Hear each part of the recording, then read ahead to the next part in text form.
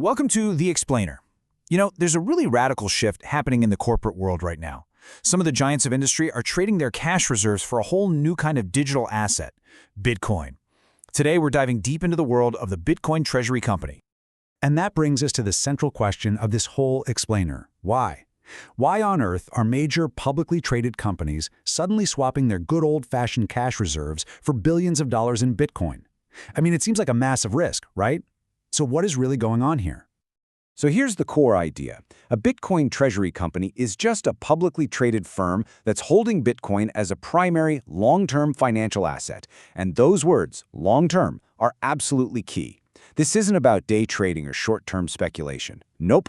This is a strategic move designed to protect against inflation and to add some serious diversification to the company's balance sheet. They're basically treating it as a new kind of reserve asset. Okay, so to really get our heads around this, here's our game plan. First, we're going to explore why this is even happening in a new corporate treasury. Then, we'll get into the nitty-gritty of how it works. After that, we'll weigh the risks and rewards, meet some of the pioneers leading the charge, and finally, we'll look ahead to the future of treasuries. All right, let's jump right into our first section, a new corporate treasure. What's the fundamental reason, the why, behind all these billions pouring in? And this slide lays it out perfectly. On one side, you've got your traditional currencies, right? Dollars, euros. Governments can print more whenever they want, which always carries the risk of devaluing the cash you're holding. But on the other side, you have Bitcoin, with its hard-coded, mathematically guaranteed fixed supply. There will only ever be 21 million coins. For these companies, that hard cap is like a digital safeguard, protecting their treasury from losing its purchasing power over time. But, it's not just about inflation. The other huge factor here is diversification.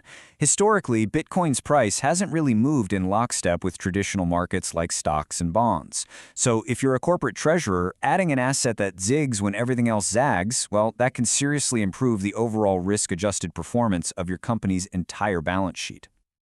So we get the why, but how in the world do they actually pull this off? Let's dig into the mechanics in our next section, how it works. What does a digital treasury actually look like behind the scenes? It really boils down to this three-step process. First, they raise the money using totally normal methods, issuing new company stock or bonds, for example. Then they go out and buy the Bitcoin, but they're using these massive institutional-grade platforms built for huge, secure trades. And finally, and this might be the most important part, they have to store it securely, and that involves some incredibly sophisticated tech. And when we say sophisticated, we're not talking about just a strong password. They're using things like multi-party computation, which is a fancy way of saying no single person can ever control the funds alone. They use hardware security modules, which are basically tamper-proof physical devices just for storing cryptographic keys. They separate their holdings into different types of storage for the perfect mix of security and access, and then the whole thing is wrapped in comprehensive insurance, verified by serious audits. This is basically the Fort Knox of digital security. And here's something recent that is a total game changer. Starting in January 2025, new accounting rules are coming into play that let companies report their Bitcoin holdings at fair market value. This is a huge deal because it means their balance sheets will actually reflect what their Bitcoin is worth today, making the whole strategy way more transparent and practical for CFOs to manage. This really greases the wheels for more corporate adoption. Okay, so we've got the why and the how. But let's be real. This is far from a risk-free strategy. This brings us to our third section, balancing risks and rewards. This is a truly high-stakes game. This table just lays out that tension perfectly. On one hand, you've got the benefits, that inflation hedge, the diversification we talked about, and Bitcoin's unique 24/7 liquidity. But the risks, they are just as serious. We're talking about extreme price volatility that can change a company's net worth overnight, the constant threat of sophisticated hackers, and a regulatory environment that's, well, it's still being figured out. That adds a whole layer of unpredictable political risk. And just to put a really fine point on that volatility risk, look at this number. Bitcoin is about 4 times more volatile than the S&P 500. 4 times! For a CFO, that means you have to be okay with your company's treasury values swinging wildly because of a market move, a new regulation, or even just a tweet.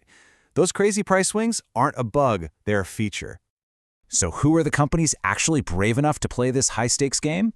Well, let's meet them in Section 4, the pioneers, the companies that are leading this charge.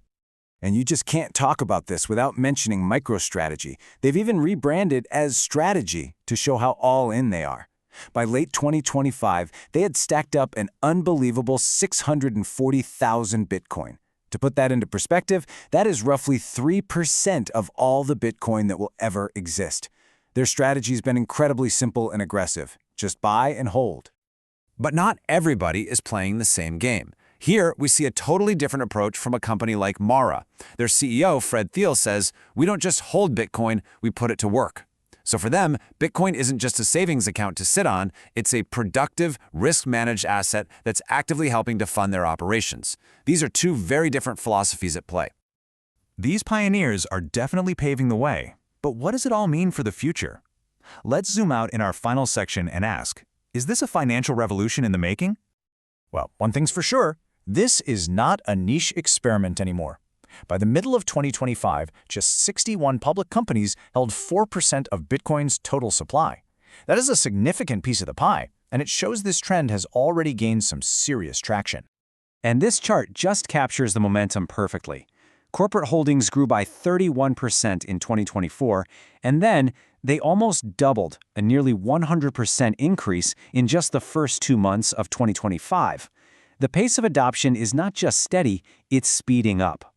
So how big could this get? Well, analysts at Bernstein are predicting a future allocation of $330 billion into Bitcoin from public companies.